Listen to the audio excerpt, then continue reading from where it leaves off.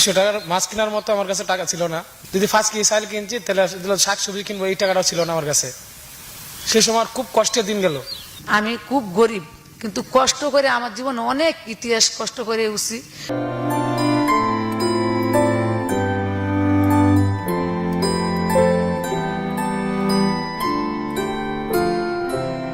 কি বলবো, আমার একটা ভাই আমার কাছে আছে, তার লয়ে আমি সুখে শান্তি যেভাবে থাকতে পারি, কাটতে পারি, এইভাবে আল্লাহ কাছে আপনারা দোয়া করবেন। সব কোয়ালি সব বাসে যে এক জীবনে অনেক কিছু কষ্ট করছি। আমি যেমন আমার 2টা মেয়ে বিয়ে দিতে পারি, আমার ছেলে সন্তানরা লয়ে যেভাবে থাকতে পারি। বিয়ে করার পরে আমার একটা জীবন অনেক কষ্টে গেছে ভাই। ভাড়া রিক্সা চালাইছি, এরপরে 200 টাকা দিয়ে সংসার চলছে না। আমার পরিবার রাস্তায় কাজ করছে, আমি রিক্সা চালাইছি। আসসালামু আলাইকুম দর্শক বন্ধুরা, আজকে দুঃখ ভারাক্রান্ত মনে কিছু কথা আপনাদেরকে জানাতে চাই যে তারা একটা সময় কোন অবস্থানে ছিলেন, আজকে তারা কোন অবস্থানে আসছেন, এরকমই একটি সফলতার গল্প আপনাদের সামনে তুলে ধরার চেষ্টা করব। এই যে সফলতার গল্পটা আপনাদেরকে জানাচ্ছি, এই সফলতার গল্পটা আজকে যে বলতেছি সে বলার জন্য যে সময়টা, এই সময়টা কিন্তু অনেকগুলো কাঠখড় পেরিয়ে, অনেক দুঃখ কষ্ট পেরিয়ে, অনেক শ্রম দিয়ে কিন্তু আজকে এই জায়গায় এসে পৌঁছেছেন তারা।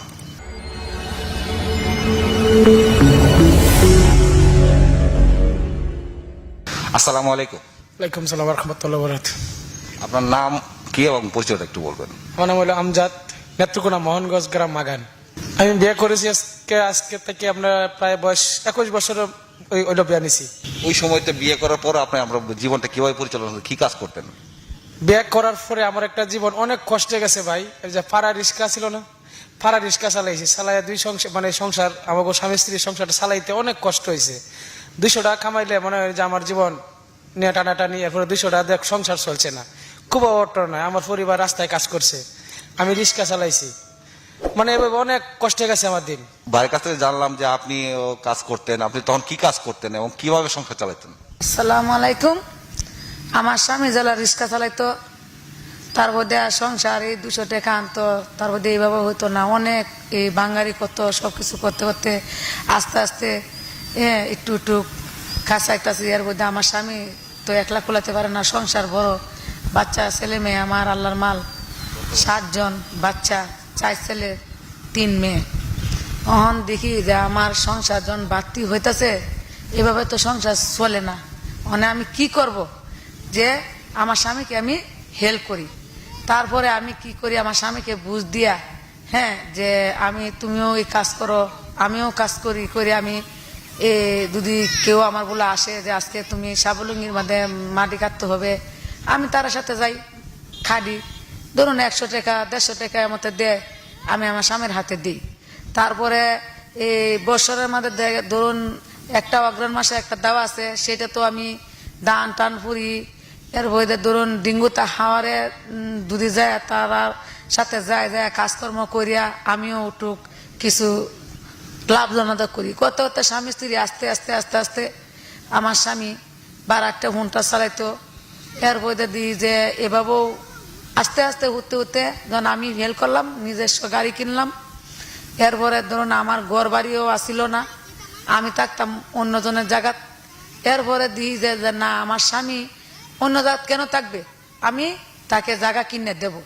পরে আল্লাহ আমারে 200 জায়গা দিছে, আমার নিজের নামে না করে আমার স্বামীর নামে করছি।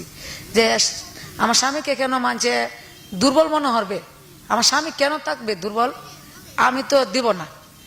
করলাম, করে আমি হাসতে সমিতি থেকে একটা ঘর কিনলাম মাত্র 10,000 টাকা দিয়ে। কিনে এনে আমি 2-3 বছর এই ঘরে আমি থাকলাম আমার হাজব্যান্ডে নিয়ে। তাকে আমার হাজব্যান্ডে হাসতে হাসতে, আমার স্বামীর একটা উস্তাদা ছিল, উনি মারা গেছে। সে আমার স্বামীকে অনেক, আমিও হাতে হাওয়া ধরে কান্দাকুটি করলাম যে আপনি আমার স্বামীকে একটু যেভাবে লাভ হয়, আমি ডিউটি লইয়া যেভাবে চলতে পারি, এই ব্যবস্থা আপনি করে দেন। সে বলল যে ঠিক আছে মা, আমি তোমাকে দিলাম।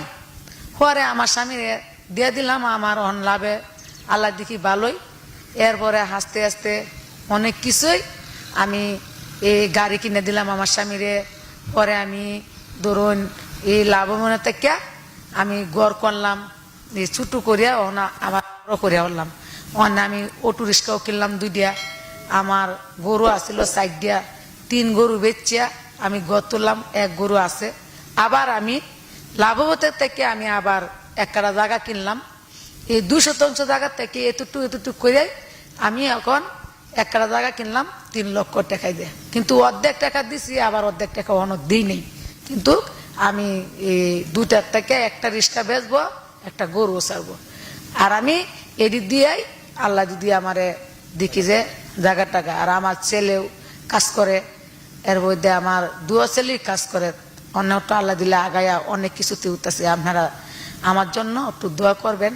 আমি আপনার কাছে আগে আল্লাহ হিসেবে আপনারা সবার কাছে আমি দোয়া চাই, আমি যেভাবে সুস্থভাবে থাকতে পারি আপনারাও দোয়া করি, আপনারাও সুস্থভাবে যাবে থাকতে পারেন। আমি খুব গরিব, কিন্তু কষ্ট করে আমার জীবনে অনেক ইতিহাস কষ্ট করে উঠতে আমি এতটুকু আগাইছি। আমি এটি আল্লাহর কাছে হাজার শুকরিয়া। হ্যাঁ, আমি এই যে জায়গাতে বয়ে আছি আমার ডান পাশে আর পশ্চিমে আমার পিছে একটা মসজিদ আছে। আমি এই জায়গাতে যে ডান পাশে একটা পাকার আছে, এই নদীর পাড়ে দিয়ে পাকারটা, এই জায়গাতে আমি কাজ করে মসজিদে মাটি ফেলাইছি।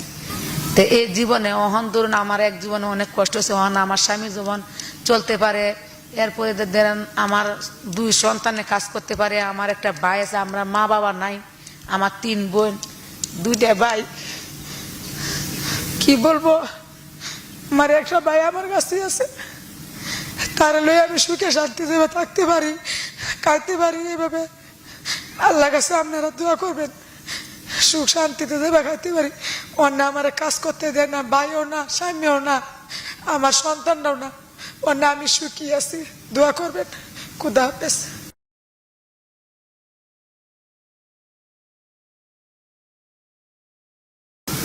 কষ্টের কথা যখন শোনা হয় তখন অনেক কষ্ট লাগে। আজকে এই আপার কথা শুনে আমারও একটু কান্না চলে আসতেছে।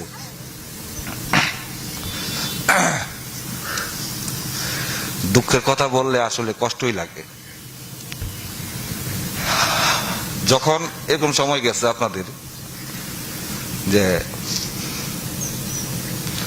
কাজ করে এনেছেন, আজকে আপনাদের 400 টাকা দরকার, চাউল কিনবেন, ডাউল কিনবেন, কিন্তু দেখা গেল যে চাউল কেনার পর আপনার কাছে টাকা নাই, ঘরে সন্তান আছে, স্ত্রী আছে।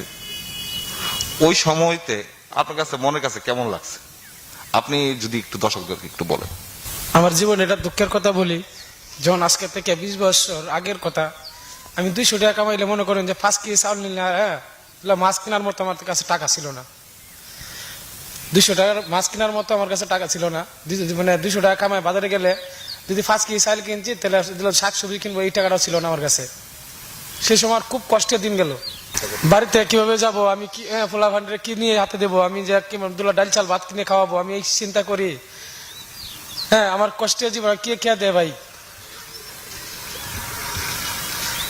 আর এখন আপনারা দয় মোটামুটি আল্লাহর রহমতে হাঁসের ব্যবসা করতেছি, সে আমি করে বছরে 6 মাস পর পর মোটামুটি ভালো একটা লাভবান থাকে আমার। আজকে এই সফলতার পিছনে হলো আমার হাঁসের সফলতার সাথে আমি মোটামুটি এখন আল্লাহর মতে ভালো আছি। সবাই মিলে আজকে আমার জন্য সবাই মিলে আমার জন্য দোয়া করবেন, যাতে আমি হাঁস পালন করে লাভবান করতে পারি, আপনারা যাতে সহযোগিতা করতে পারি, সেই কামনা করে শেষ করছি। আসসালামু আলাইকুম।